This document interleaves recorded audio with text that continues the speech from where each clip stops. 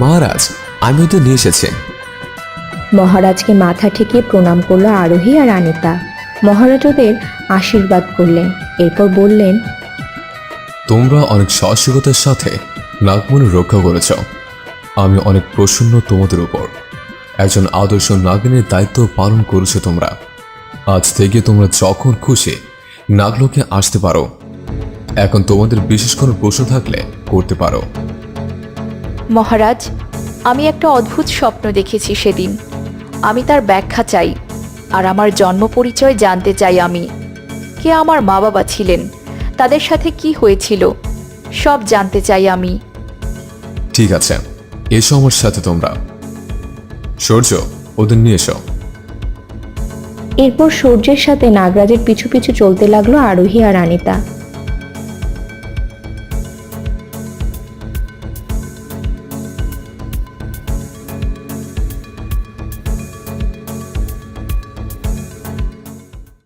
একটু পর একটা অদ্ভুত ঘরে প্রবেশ করলো ওরা। একজন বয়স্ক নাগ ধ্যানে মগ্ন ছিলেন ওই কক্ষে। সবাই ঘরে ঢুকে প্রণাম জানালো ওনাকে। নাগরাজ বলল, আরোহী, ইনি হলেন আদিনাগ, আমাদের নাগকুলের মহাজ্ঞানী একজন নাগ। ওনাকে তোমার প্রশ্ন খুলে বলো। দাঁড়াও পুত্রী, তোমায় কিছু বলতে হবে না। আমি তোমার মন পড়েছি। তোমার সব প্রশ্ন আমার জানা। এবার এসো আমার কাছে। আরোহী আদিনাগের কাছে গেলে উনি আরোহীর মাথায় একটা নীলকান্তমণি স্পর্শ করালেন। আরোহীর গোটা শরীরে কেঁপে উঠল, মনে হলো বিদ্যুৎস্পৃষ্ট হয়েছে ওর শরীর। এরপর আদিনাগ মণিটা ওর কপাল থেকে সরালেন। আরোহীর অতীত আর জন্ম পরিচয়ের সমস্ত ঘটনা শুষে নিয়েছে এই নীলকান্তমণি। এবার সবাই এই পবিত্র জলের সামনে এসো। আমি মণিটা জলে রাখলেই ওর অতীতের সমস্ত ঘটনা জলছবি হয়ে ফুটে উঠবে আমাদের সামনে। সব জানতে পারবে। ধৈর্য রাখো আর আগে দেখতে থাকো মা। আরোহী, আনিতা, সূর্য আর নাগরাজ জলের সামনে দাঁড়ালেন। আর আদিনাগ মণিটা জলে রাখতেই কিছু ছবি ভেসে উঠল, আর ছবির নিচে তাদের সাথে আরোহীর যে সম্পর্ক সেই লেখা ভেসে উঠল। প্রথমে একজন সুঠমদেহী সুপুরুষের ছবি ভেসে উঠল। ছবির নিচে লেখা ছিল নাগরাজ অর্ণব, আরোহীর পিতা। এরপর এক সুন্দরী মহিলার ছবি ভেসে উঠল। ছবির নিচে লেখা ছিল নাগরানী শ্রাবণী, আরোহীর মাতা। এরপর আরও কিছু আত্মীয়দের ছবি ভেসে উঠল। নিজের মা বাবাকে প্রথমবার দেখে আরোহী ভীষণ আবেগী হয়ে গেল। মা বাবার ছবি দেখে ওর চোখ ছলছল করে উঠল। এবার শ্রাবণী আর অর্ণবের, অর্থাৎ আরোহীর মা বাবার পুরো জীবনী ভেসে উঠল। শ্রাবণী অটো থেকে নেমে ভাড়া দিয়ে তাড়াহুড়ো করে হেঁটে চলেছে ক্লাসের উদ্দেশ্যে। উফ, এই অটো পেতে এত দেরি হয়ে যাবে ভাবতেই পারিনি। অনেকটা দেরি হয়ে গেল। ঐন্দ্রিলারা চলে এসেছে মনে হয়। প্রথম দিনে প্রথম ক্লাসটাও যদি না ধরতে পারি তাহলে আমার দ্বারা আর কি হবে? সকালে এত ঘুম কোথা থেকে এসে যে ধরে। কিন্তু ওর রাস্তার মাঝখানে কলার খোসাটা এসে যত প্রবলেম করলো। খোসার উপর পা পড়তে শ্রাবণীর পা স্লিপ করে গেল, আর হাত থেকে কাগজগুলো সোজা হাওয়ায় আর শ্রাবণী ছেলেটার কোলে। Hello, excuse me please. Oh sorry, আপনি ঠিক আছেন তো?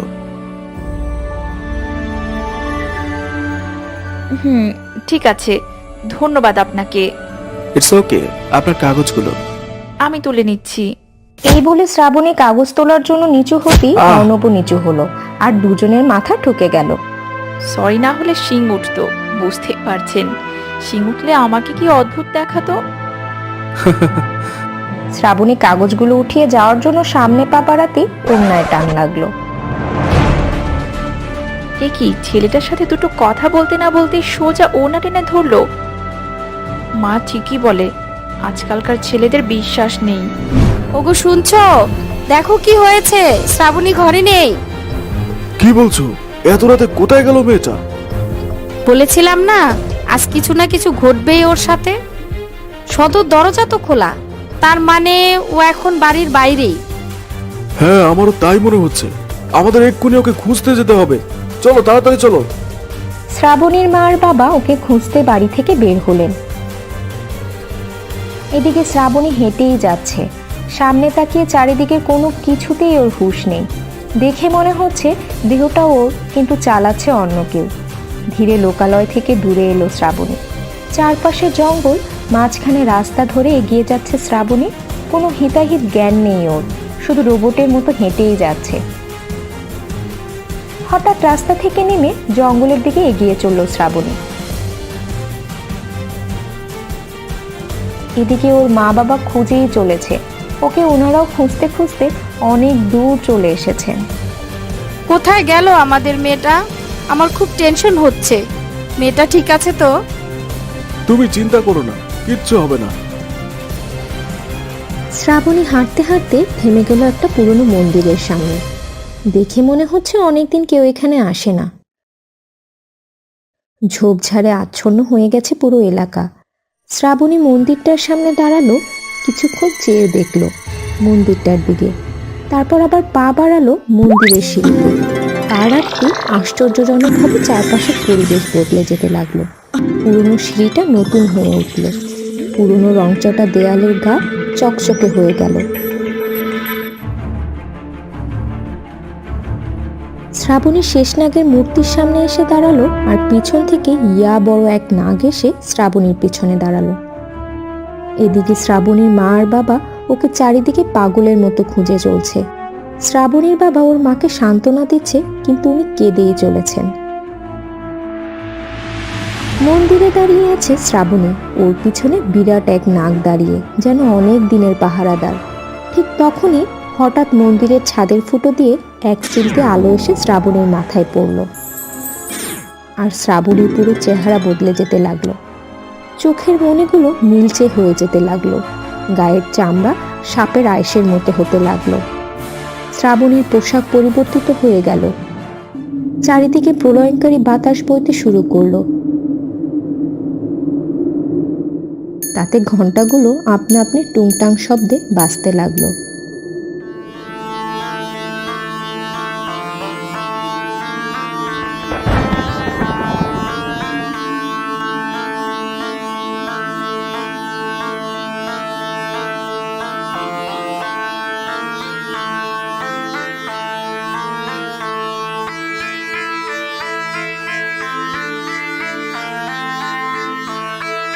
চারিদিক থেকে শত শত নাগ এসে ঘিরে দাঁড়ালো চারিদিকে।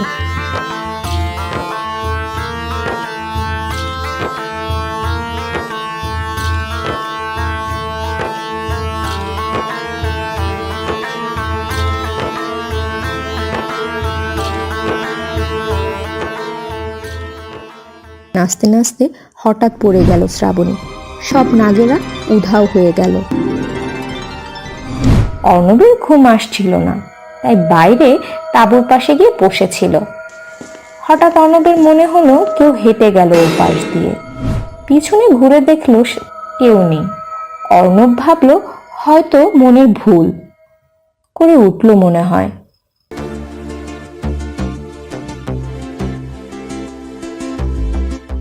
আহ! অর্ণব দেখলো একটা কানের দুল ওর পায়ে ফুটেছে। আরে, এটা তো শ্রাবণীর কানের দুল, একটু আগেই দেখলাম। তবে কি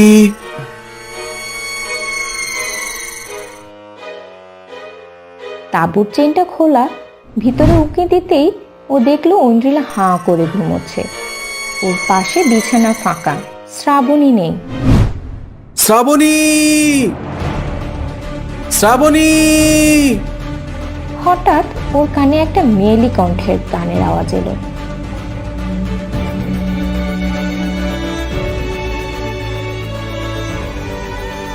আরে, কে গান গাইছে এত রাতে, তাও আবার জঙ্গলে? গানের শব্দটা আশপাশ দিয়ে ঘুরে বেড়াচ্ছে, সাথে নুপুরের ঝনঝন শব্দ, যেন পাগল করে তুলছে চারপাশের পরিবেশ। সুরেলা কণ্ঠে মোহিত হয়ে যাচ্ছে চারদিক। হঠাৎ অর্ণব সামনে দেখলো কুয়াশা ভেদ করে একটা মেয়ে হেলে দুলে হেঁটে যাচ্ছে। গানের আওয়াজটা ওদিক থেকেই আসছে। মেয়েটার সামনে হেঁটে যাচ্ছে, আর অর্ণব পিছনে। হালকা বাতাসে মেয়েটার রেশমির চুলগুলো উঠছিল। এক্সকিউজ মি, এই যে আপনাকে বলছি, এত রাতে সেজে গুজে জঙ্গলে গান গেয়ে বেড়াচ্ছেন কেন? মেয়েটা অর্ণবের কথা শুনে একটু দাঁড়ালো, কিন্তু আবার ছুটে সামনে যেতে লাগলো। নুপুরের রুনোঝুনো আওয়াজ তুলে অর্ণবও পিছনে ছুটতে লাগলো।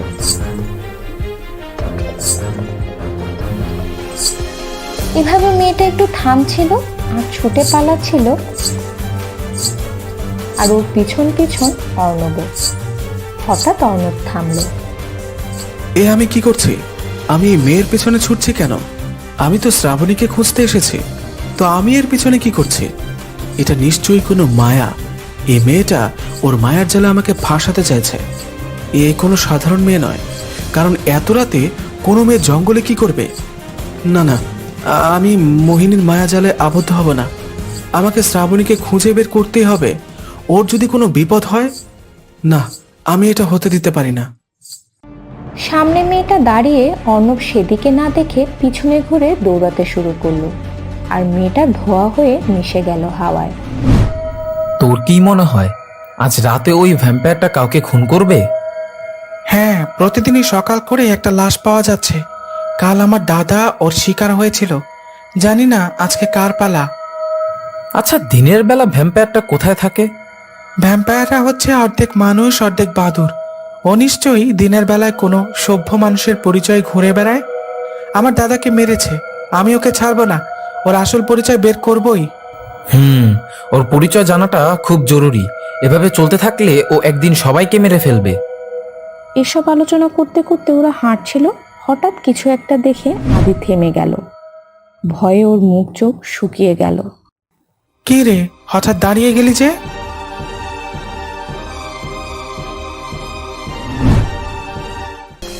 ওরা দেখতে পেল যে ওদের থেকে একটু দূরে সামনে একটা কালো পোশাক পরিহিত লোক।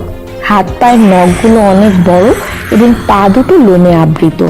গায়ের চামড়া অনেক ফ্যাকাশে, চোখগুলো রক্ত লাল, আর দুটো সুচালো বড় দাঁতওয়ালা অনেকটাই হিংস্র প্রাণীর মতো দেখতে লোকটা একটা মানুষের ঘাড়ে দাঁত বসিয়ে রক্ত খাচ্ছে।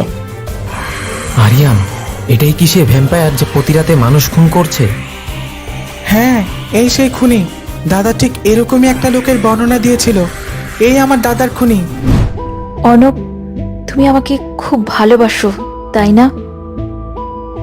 নিজের থেকে অনেক বেশি। তুমি আমার জন্য সব করতে পারবে? হ্যাঁ, তুমি শুধু একবার বলেই দেখো। ঠিক আছে, আজ, এখনই, এই মুহূর্তে, এই মন্দিরে তুমি আমাকে বিয়ে করতে পারবে? হঠাৎ শ্রাবণীর মুখে এই কথা শুনে যেন আকাশ থেকে পড়লো অর্ণব। কি উত্তর দেবে শ্রাবণীকে কিছুই বুঝতে পারছে না।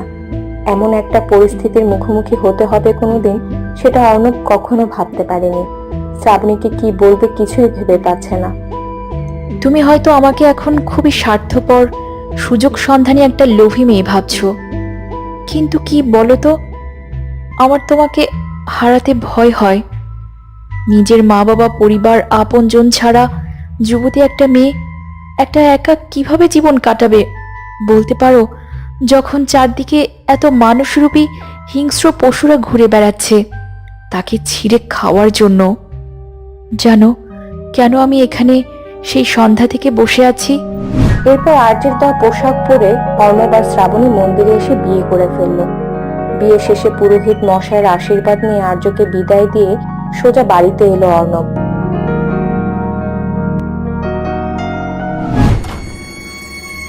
সাহিল, সাহিল, কোথায় তুমি? আমায় হঠাৎ এখানে আসতে বললে কেন সাহিল?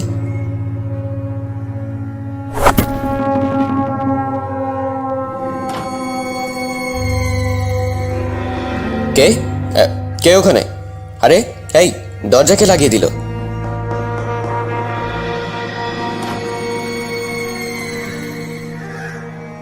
আমি।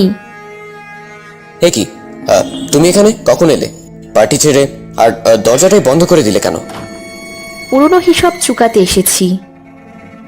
মানে? মানে তোকে মারতে এসেছি। আমি তোর জমদূত। এসব কি আবল তাবল বকছো তুমি? মাথা ঠিক আছে তো, নাকি মদ খেয়ে এসে এখানে বাতলামি করছো? দাঁড়াও, আমি নিচে গিয়ে তোমার শ্বশুর রিহানের কাছে কমপ্লেন করব। যেতে দিলে তবে তো যাবি। শ্রাবণী নাগিন রূপে এলো। ওর কোমরের নিচ থেকে সাপ হয়ে গেল। চোখের মণিগুলো নীল বর্ণ ধারণ করলো। গায়ের ত্বকে সোনালি আঁশ ভেসে উঠল। তারপর নিজের লেজ দিয়ে জয়বীরকে পেঁচিয়ে ধরল। জয়বীর ভয়ে কাঁপতে লাগলো। তুমি নাগিন? হ্যাঁ, আমি নাগিন, তোর মৃত্যু দূত। আমাকে কেন মারছো? আমি তোমার কি ক্ষতি করেছি? আমাকে ছেড়ে দাও। কি ক্ষতি করেছিস? মানে ভুলে গেলে নাকি এত তাড়াতাড়ি সব? হ্যাঁ, আমার থেকে আমার ভালোবাসা আবিরকে কেড়ে নিয়েছিস। আমার প্রাণের চেয়েও প্রিয়জন আমার বন্ধুদের মারিসনি আমার চোখের সামনে। তুই তো আমারও জীবন নিয়েছিলি, তুই আর ওই যামিনী। মনে পড়ে আজ থেকে কয়েক বছর আগে নাগলোকের সামনে ঘটা ঘটনাগুলো? আমাকে ক্ষমা করে দাও, আমার ভুল হয়ে গেছে। আসলে আমি তো তোমাদের মারতে চাইনি, আমি শুধু জামিনীর কথা এসব করেছি। তুমি কি যা ইচ্ছা করো, আমাকে ছেড়ে দাও। আমি তোমার কাছে হাত জোর করে ক্ষমা চাচ্ছি। ঠিক আছে, আগে আমার কিছু প্রশ্নের উত্তর দে। আমি আবির আর আমার বন্ধুরা এই বাড়িতে এসেছিলাম আমাদের সাথে হওয়া অন্যায়ের বদলা নিতে। আমরা তো তোদের কোনো ক্ষতি করিনি। আর হ্যাঁ, রিহান এশাকে তো আমরা চাইলেই মারতে পারতাম, কিন্তু আমরা মারিনি। ভেবেছিলাম আমাদের প্রতিশোধ পূর্ণ হলে ওদের ছেড়ে দেব। তবে কেন তোরা আমাদের মারলি ষড়যন্ত্র করে? বল। বেশ, সব বলছি, শোনো। তবে যামিনী পিশাচ সাধনা করে, নাগমণির ব্যাপারে জানতে পারে, আর ওর লোভ হয়। কিন্তু নাগমণি পেতে হলে নাগরানীকে দরকার। ও সাধনা করে জানতে পারে ওর ভাইয়ের বাড়িতে নাগেরা থাকছে, তাই ওই বাড়িতে আসছে আর তোমাদের আসল পরিচয় জেনে যায়। কিন্তু কাউকে কিছু না বলে ও তলে তলে পরিকল্পনা করে একদিন তোমাদের পিছু করে ও নাগলোকে গিয়ে রিহান আর এশাকে দেখতে পায়। তারপর ওদের মুক্ত করে নিজের দলে নিয়ে নেয় আর তোমাদের মারার প্ল্যান করে। আর নাগমণি পাওয়ার কিন্তু পিশাচ যজ্ঞের আয়োজনে দেরি হওয়ার ততক্ষণে নাগমণি গায়েব হয়ে যায়। সের আগে ও তোমাদের মেরে ফেলে।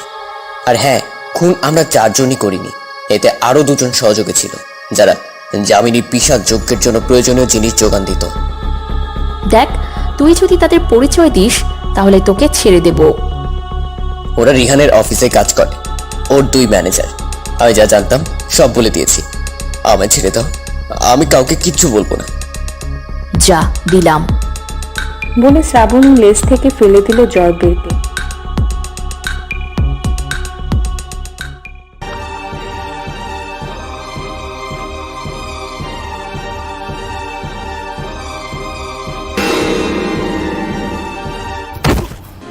এটা তো হওয়ারই ছিল নাগরানী। হ্যাঁ, কোনো মানুষ আর নাগিনের মধ্যে মিলন নিষিদ্ধ, কিন্তু কোনো নাগ নাগিনের মিলন তো নিষিদ্ধ নয়, বরং এতে তাদের দুজনের শক্তি দ্বিগুণ বৃদ্ধি পায়। আপনি এসব কি বলছেন গুরুদেব? নাগ নাগিনের মিলন? আমি তো নাগিন, কিন্তু অর্ণব তো একজন সাধারণ মানুষ। হ্যাঁ গুরুদেব, শ্রাবণী ঠিক বলছে। আমার মধ্যে কোনো ইচ্ছাধারী শক্তি নেই, আমি একজন সাধারণ মানুষ মাত্র। সেটা তো পরীক্ষা করলেই প্রমাণ হয়ে যায়। কোনো ইচ্ছাধারী নাগিনের উপর তার নাগিনের বিষের কোনো প্রভাব পড়ে না।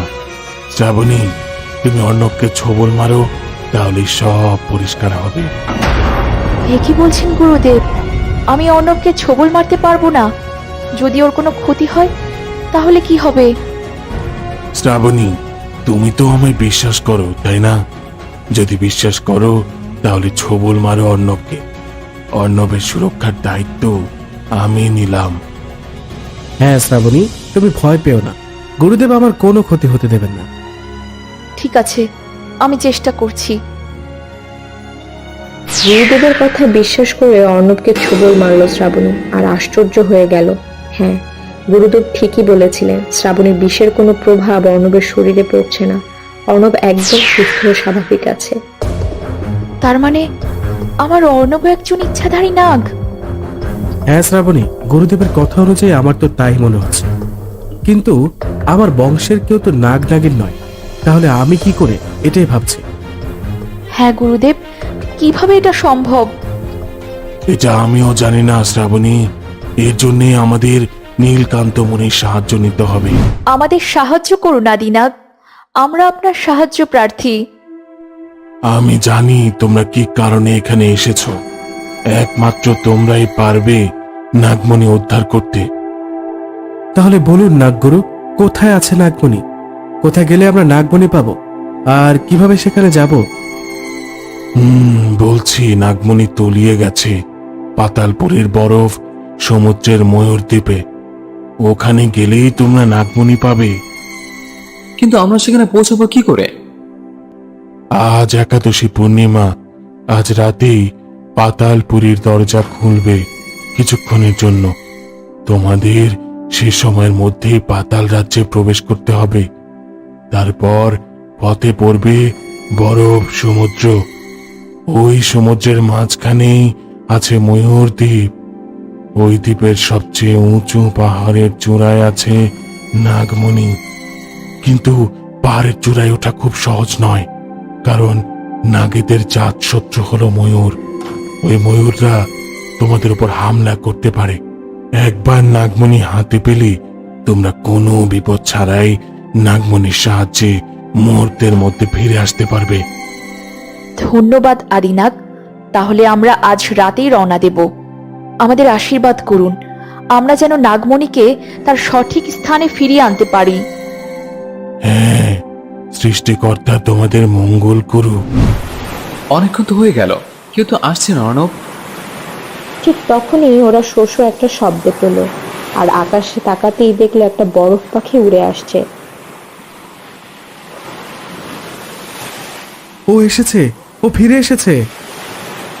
পাখিটা এসে থামলো ওদের সামনে। তখন শ্রাবণী জিজ্ঞেস করলো, আমাদের কথা মনে আছে তোমার, বরফ পাখি? আর তুমি এখনো বেঁচে আছো? না নাগরানী, আপনারা যা কথা বলছেন আমি সে নই। ওই বরফ পাখিটা আমার পিতা ছিলেন। উনি মারা যাওয়ার আগে আমায় বলেছিলেন নাককুল থেকে আবার কোনোদিন ডাক আসতে পারে আমার, কিন্তু আমি ততদিন বেঁচে থাকবো না। তাই তুই আমায় কথা দে, যেদিন ওরা তোকে ডাকবে তুই ওদের সাহায্য করবি। আমি পিতাশ্রীকে কথা দিয়েছিলাম তার কথা রাখার জন্য। এরপর শুরু হলো অপেক্ষা আপনাদের ডাকের আশায়। এক যুগ ধরে কান পেতে বসে আছি আমার মনিবদের জন্য, যে কখন তাদের প্রয়োজন পড়বে আমায়।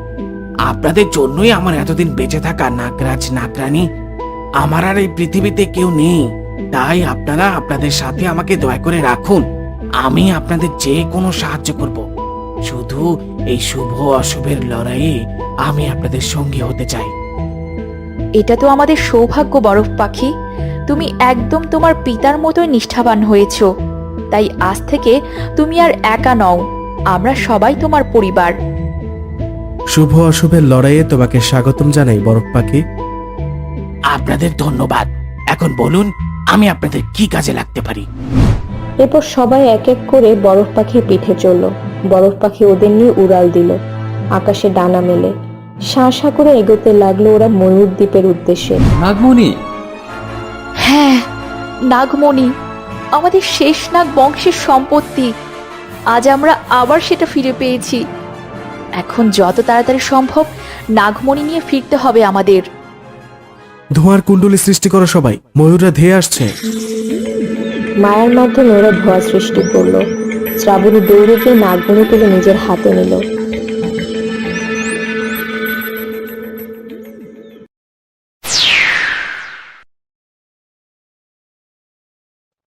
এদিকে সবার অন্তরালে আকাশকে সাথে নিয়ে যামিনী বুনছে ষড়যন্ত্রের জাল। যামিনীর তন্ত্র সাধনার ফলে জেনে ফেলেছে আজই শ্রাবণী নাগমণি নিয়ে নাগলোকে ফিরবে। তাই ও ভাবে যে আজই নাগলোকে আক্রমণ করবে আকাশকে নিয়ে, আর ছিনিয়ে আনবে নাগমণি। আজই আজই আজই আমার হাতে আসবে নাগমণি। তারপর আর আমাকে অমর হওয়া থেকে কেউ আটকাতে পারবে না, কেউ না। পুরো পৃথিবী আমার হাতের মুঠোয় আসবে। আমি হব ত্রিভুবনেশ্বরী। সমগ্র দুনিয়া রাজ করব আমি। তাহলে আমার কি হবে? আমি কি পাবো সব যদি তুই নিস? হুলে লেলে আমার রক্ত খেকো ভ্যাম্পায়ার। কখন বললাম আমি তোকে কিছু দেব না? হ্যাঁ, সব কিছুর দুই ভাগ হবে, অর্ধেক তোর অর্ধেক আমার। এবার খুশি? শোন বুড়ি, তুই যদি আমার সাথে চালাকি করার চেষ্টা করিস তাহলে সবার আগে তোর ঘাড় মটকাবো আমি, বুঝলি? মটকাবি, তবে আমার না ওই নাগরানী শ্রাবণীর, বুঝলি?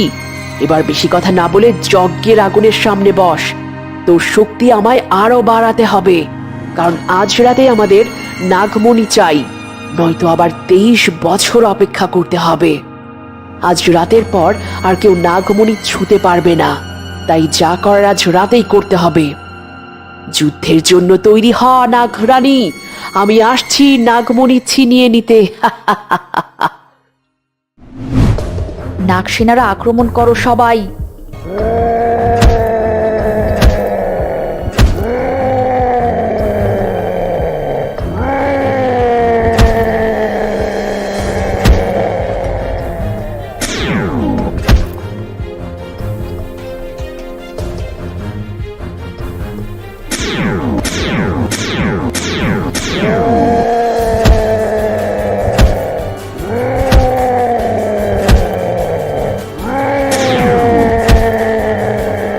শ্রাবণী ওর মরণ বিষ ভ্যাম্পায়ারের চোখে ছুড়ে দিল। চোখে অন্ধকার দেখতে লাগলো দানবটা। তখন শ্রাবণী, মেঘলা আর সীমা এক এক করে আঘাত হানতে লাগলো ভ্যাম্পায়ারের উপর।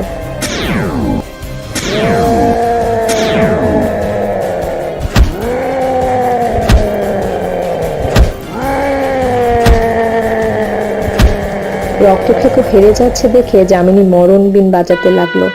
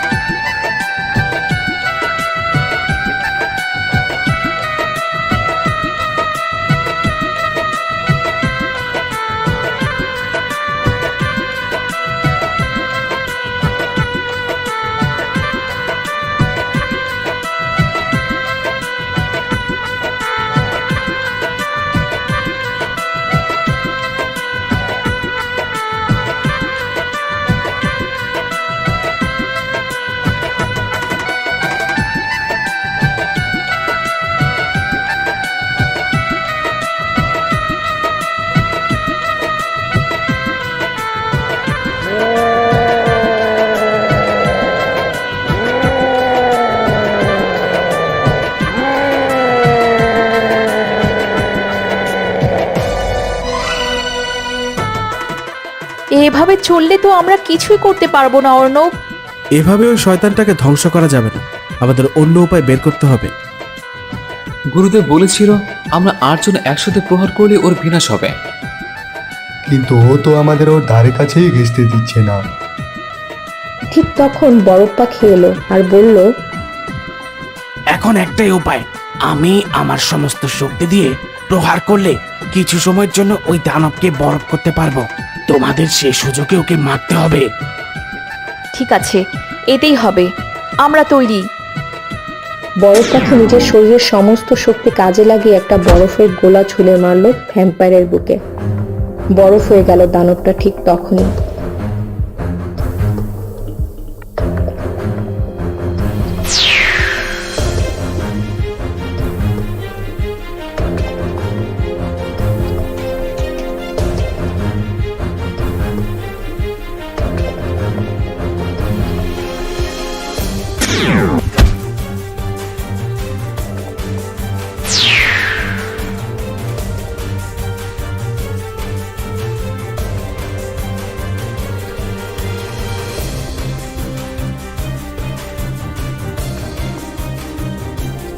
আমরা পেরেছি ওই অশুভ শক্তিকে ধ্বংস করতে।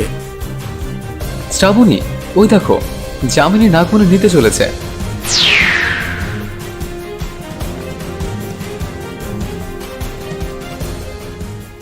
নাগমণি নিতে চলেছিলি? তোকে নেওয়াচ্ছি আমি নাগমণি। এই নাগমণির লোভে তুই কত ক্ষতি করেছিস আমাদের, মনে আছে তোর? আজ আমি তোকে কিছুতেই ছাড়বো না। আমায় ছেড়ে দে নাগিন, আমি নাগমণি নেব না, প্লিজ আমায় ছেড়ে দে। ওকে ছেড়ো না শ্রাবণী, ওর জন্য আমার ভাইকে আমায় মারতে হয়েছে। ও আমার বাবা মাকে মেরেছে। দেখ এবার তোর কি করি আমি।